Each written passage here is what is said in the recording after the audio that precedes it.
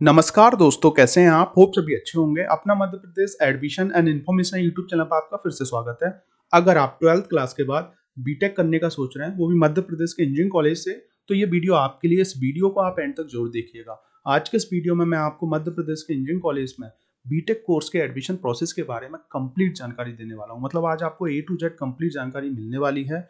मध्य प्रदेश में BTech course के लिए कुछ ही गवर्नमेंट कॉलेज हैं और बहुत सारे आपको प्राइवेट कॉलेज देखने को मिलेंगे, जो कि इंदौर, भोपाल, ग्वालियर, जबलपुर और भी अन्य सिटी में हैं। गवर्नमेंट कॉलेज की अगर हम बात करें तो 14 से 15 गवर्नमेंट कॉलेज हैं, जिसमें टॉप गवर्नमेंट कॉलेज में 6-7 कॉलेजों के नाम आते हैं, जिसमें इंदौर का SGSITS नंबर 1 कॉलेज है। इसके अलावा IET DAV भी है। जबलपुर का कॉलेज है जिसका पूरा नाम जबलपुर इंजीनियरिंग कॉलेज है। UIT RGPB जो कि भोपाल में है। MITS ग्वालियर कॉलेज है और भी कुछ कॉलेज हैं जिनके बारे में मैं आपको और भी अन्य वीडियो में बताने वाला हूँ। इसके अलावा अगर हम बात करें प्राइवेट कॉलेज की, तो जैसे मैंने बताया 100 प्लस जो है आपको प्राइवेट कॉलेज देखने को मिलेंगे, जिसमें भोपाल का LNCT main campus, OIST campus है मेन कैंपस। इसके अलावा एक्रोपोलिस TIT जैसे कुछ अच्छे कॉलेजेस हैं और इसके अलावा और भी बहुत सारे 15 से 20 अच्छे कॉलेज देखने को मिलेंगे आपको। ये सभी कॉलेज आपको RGPB एफिलेटेड है। RGPB जिसका पूरा नाम राजीव गांधी प्रौद्योगिकी विश्वविद्यालय है, जो मध्य प्रदेश स्टेट की एकमात्र टेक्निकल यूनिवर्सिटी है, जो कि टेक्निकल कोर्सेस रन करने के लिए एफिलिएशन देती है कॉलेजेस को। तो जिसमें जैसे कि BTech, B pharm, MBA, MCA, MTech ऐसे तमाम बेसिकली कोर्सेस आते हैं। तो ये सभी कॉलेज RGPB से एफिलेटेड है, मतलब डिग्री जो है आपको RGPB से मिलने वाली है, जो कि भोपाल में स्थित है। अब हम बात करने वाले हैं आज आपको मैं क्या क्या चीज़ें बताने वाला हूँ। तो आपके मन में जितने भी डाउट्स हैं काउंसलिंग को लेके, सभी चीज़ें आज हम क्लियर करने वाले हैं। जिसमें सबसे पहले हम डिस्कस करेंगे एडमिशन के लिए बेसिक एलिजिबिलिटी क्राइटेरिया क्या है। अगर आप MP के स्टूडेंट्स हैं या बहुत से ऐसे बच्चे हैं जो बाहर के हैं, आउट ऑफ MP के हैं और MP से बीटेक करना चाह रहे हैं, तो आपके लिए क्या एलिजिबिलिटी क्राइटेरिया होने वाला है, 12th में कितना परसेंटेज चाहिए आपको, JEE लगने वाला है कि नहीं लगने वाला है, इन सब चीज़ों के बारे में बात करने वाले हैं। उसके बाद अगर आपके पास एलिजिबिलिटी क्राइटेरिया है तो कैसे आपको एडमिशन प्रोसेस करना है, इसके बारे में जानेंगे। काउंसलिंग के बारे में जानने वाले हैं, कौन सी काउंसलिंग होती है मध्य प्रदेश के अंदर बीटेक कोर्स में एडमिशन के लिए, कौन कौन से डॉक्यूमेंट्स लगने वाले हैं। इसके अलावा स्कॉलरशिप के बारे में, देखिए बहुत से ऐसे बच्चे हैं जो आउट ऑफ MP के हैं और उनको स्कॉलरशिप के बारे में जानना है कि सर हमें स्कॉलरशिप मिलेगा कि नहीं मिलेगा। मध्य प्रदेश से अगर बीटेक करते हैं तो MP में जो बच्चे हैं उनको कितनी स्कॉलरशिप मिलती है, इसके बारे में जानेंगे। साथ ही साथ अगर आप 12th के परसेंटेज बेस पर बीटेक में एडमिशन लेना चाह रहे हैं तो आपको डायरेक्ट एडमिशन मिलेगा कि नहीं मिलेगा, ये भी चीज़ें आज मैं डिस्कस करूंगा। और भी बहुत सारी चीज़ें हैं जो आज हम कवर करने वाले हैं इस वीडियो में। तो मेरा रिक्वेस्ट है वीडियो को बिल्कुल एंड तक आप जरूर देखते रहिएगा। और उससे पहले मैं एक रिक्वेस्ट और करना चाहूँगा, अगर आपने अभी तक इस यूट्यूब चैनल को सब्सक्राइब नहीं किया है तो इससे आप जरूर जुड़ जाएं, क्योंकि मध्य प्रदेश के अंदर जो MPDT की काउंसलिंग होने वाली है उसके रिगार्डिंग आपको regular A to Z update मिलने वाले हैं। कॉलेज के रिव्यू मिलेंगे, यूनिवर्सिटी के रिव्यू मिलेंगे। इसके अलावा कॉलेज की जो फीस स्ट्रक्चर है उसके बारे में बताने वाला हूँ। स्कॉलरशिप की जानकारी, प्लेसमेंट की जानकारी मिलने वाली है। इसके अलावा JEE, नीट, CUT एग्जाम की इंफॉर्मेशन, जोसा की जो काउंसलिंग स्टार्ट होने वाली है उससे जुड़ी हुई A to Z अपडेट आपको मिलने वाले हैं। और नॉन टेक्निकल कोर्सेज में मध्य प्रदेश में जो MP ऑनलाइन ई-प्रवेश काउंसलिंग होती है उसकी भी इंफॉर्मेशन आपको मिलेगी। तो जुड़ जाइए इस यूट्यूब चैनल से। और साथ ही साथ सामने मेरा कॉन्टैक्ट नंबर है 9179176554। अगर आपकी कुछ भी क्वेरी होती है आप मुझे व्हाट्सएप पर मैसेज छोड़ दीजिएगा, मैं आपको रिप्लाई जरूर करूंगा। तुरंत रिप्लाई ना दे पाऊँ, कुछ टाइम बाद आपको रिप्लाई जरूर मिलेगा, तो प्लीज़ पैनिक ना हो। डेफिनेटली आपको आपके हर क्वेश्चन पे जो है आंसर मिलने वाला है। तो समझते हैं पूरा डिटेल में। सबसे पहले हम एलिजिबिलिटी क्राइटेरिया समझेंगे। बीटेक कोर्स में एडमिशन के लिए बेसिक एलिजिबिलिटी क्राइटेरिया क्या है। तो सबसे पहले आपको 12th कंप्लीट होना कंपलसरी है। अगर आप 2024 में हैं तो सबसे पहले आपका जो है 12th कंप्लीट चाहिए, जिसमें आपको PCM सब्जेक्ट लगने वाला है। PCM मतलब फिजिक्स, केमिस्ट्री और मैथ्स। अब देखिए PCM में आपके टोटल 45% होना चाहिए जनरल कैटेगरी वाले बच्चों के लिए या अदर स्टेट के जो बच्चे हैं उन लोगों के लिए। तो ये 45% का मतलब क्या है, इसको आप समझ लें। जब आप फॉर्म फिल करेंगे MPDT की काउंसलिंग के, जिसके रिगार्डिंग मैं आपको बताने वाला हूँ कि MPDT की काउंसलिंग होने वाली क्या है, तो इसमें आपको जैसे फिजिक्स में 100 नंबर का होता है पेपर, केमिस्ट्री में 100 नंबर का होता है, मैथ्स भी जो है आपका 100 नंबर का होता है।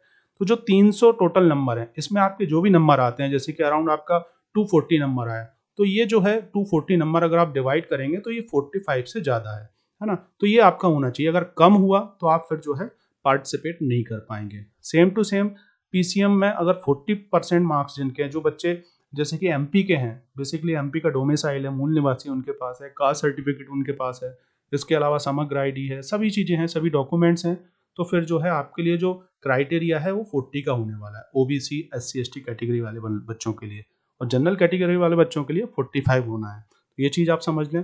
देखिए इसमें जो है 75% 12th में होना कंपलसरी नहीं है काउंसलिंग के लिए। ये सिर्फ जो सामने आप देख पा रहे होगे पीसीएम में आपको इतने मार्क्स हैं तो फिर जो है आप काउंसलिंग में अपीयर हो सकते हैं। अब आपको जैसे कि गवर्नमेंट कॉलेज में एडमिशन लेना है तो गवर्नमेंट कॉलेज में एडमिशन के लिए जेडबलई एग्जाम लगने वाला है। यहाँ पर मैं एडवांस की बात नहीं करूंगा, सिर्फ जेडबलई मेंस जो है आपका लगेगा। मेंस का जो भी स्कोर होगा आपका उसके थ्रू जो है आप काउंसलिंग में पार्टिसिपेट कर सकते हैं और गवर्नमेंट कॉलेज में एडमिशन ले सकते हैं। बाकी अगर आपको जैसे प्राइवेट कॉलेज में एडमिशन लेना है तो जो टॉप के प्राइवेट कॉलेज है जैसे कि एलन सिटी मेन कैंपस, अगर एलन सिटी मेन कैंपस में आपको सीएससी ब्रांच में एडमिशन लेना है तो वहां पर भी आपको जेडबलई एग्जाम लगने वाला है मेंस, है ना।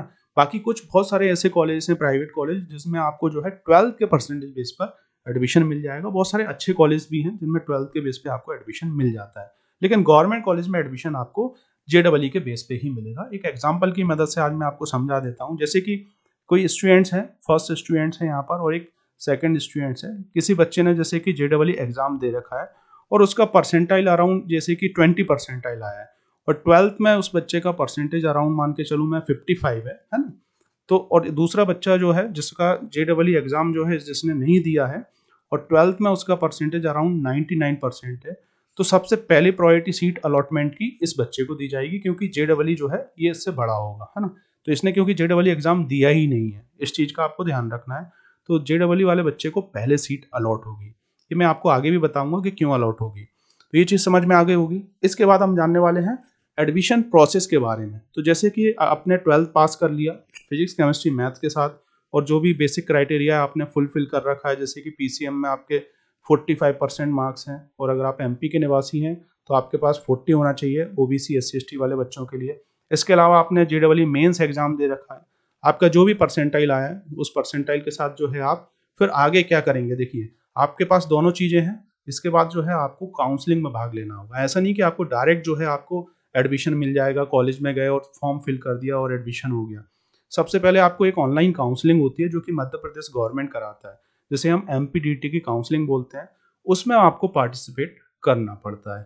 तो अब मैं बताने वाला हूँ आपको एमपीडीटी की काउंसलिंग के बारे में, अबाउट काउंसलिंग। तो एमपीडीटी की जो काउंसलिंग है ये एमपी गवर्नमेंट इसे हर साल कंडक्ट कराता है और इसके थ्रू जो है एमपीडीटी काउंसलिंग के थ्रू आप बीटेक, बी फार्म, जितने भी टेक्निकल कोर्सेज हैं सभी कोर्सेज में एडमिशन होता है। बिल्कुल फेयर सिस्टम है।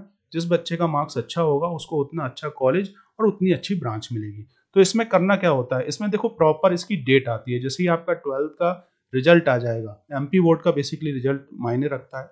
तो एमपी बोर्ड का जैसे 12th का रिजल्ट आया, जेडबलई मेन सेकंड का रिजल्ट आ गया, उसके बाद एमपीडीटी की वेबसाइट है उस पर जो है प्रॉपर एक शेड्यूल रिलीज होता है ना।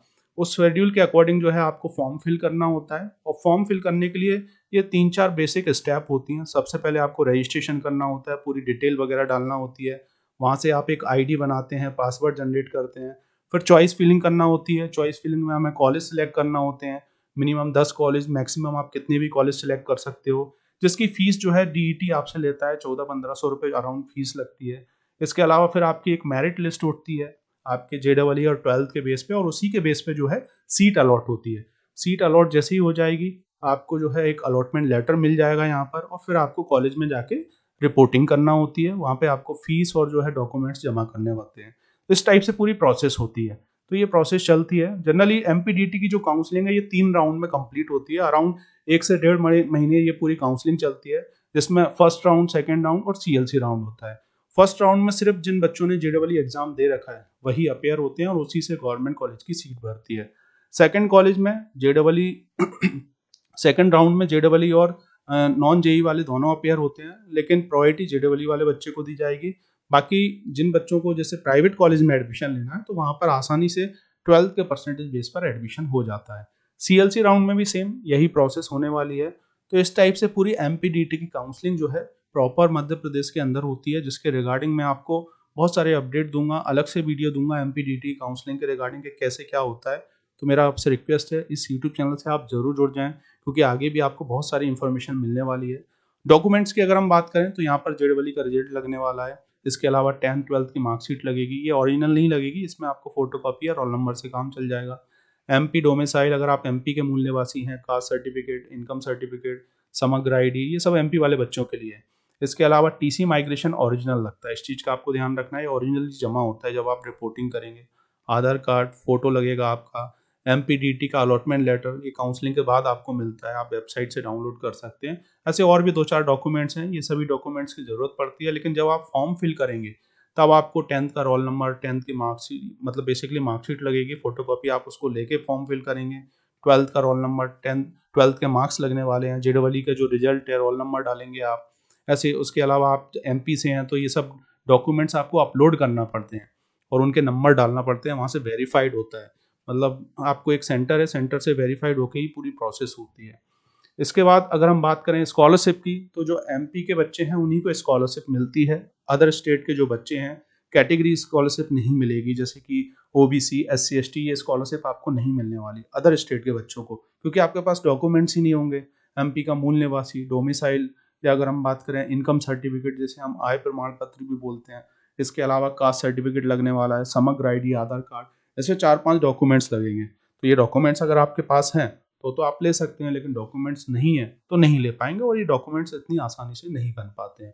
तो ओबीसी वाले जो बच्चे हैं, एमपी के जो बच्चे हैं, उनको अराउंड 30,000 के समथिंग स्कॉलरशिप आती है सालाना, और एससी एसटी वाले बच्चों के लिए अराउंड 60,000 के अराउंड स्कॉलरशिप मिलती है। अगर बीटेक करते हैं तो नॉन टेक्निकल कोर्सेज में एडमिशन लेंगे तब जो है इतनी स्कॉलरशिप उनको नहीं मिलने वाली, और इसके लिए भी प्रॉपर आपको फॉर्म फिल करना होगा, उसमें डॉक्यूमेंट्स लगने वाले हैं ये सभी, तभी जाके जो है जो एमपी गवर्नमेंट है आपको जो स्कॉलरशिप डिपार्टमेंट है वो स्कॉलरशिप रिलीज करती है, आप ही के अकाउंट में स्कॉलरशिप आती है।